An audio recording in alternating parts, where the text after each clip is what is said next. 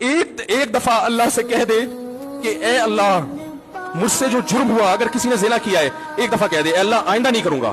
اگر کسی نے شراب پی ہے ایک دفعہ کہہ دے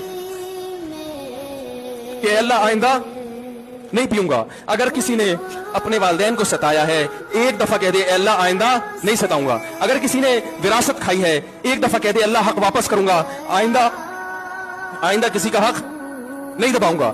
اگر کسی نے انٹرنیٹ پر بےہودہ فحش فلمیں دیکھی ہیں ایک دفعہ کہہ دے اللہ دیکھ چکا آئندہ بولو بھائی نہیں دیکھوں گا. اللہ فرماتے ہیں اس کے کہنے میں تاخیر ہو سکتی ہے.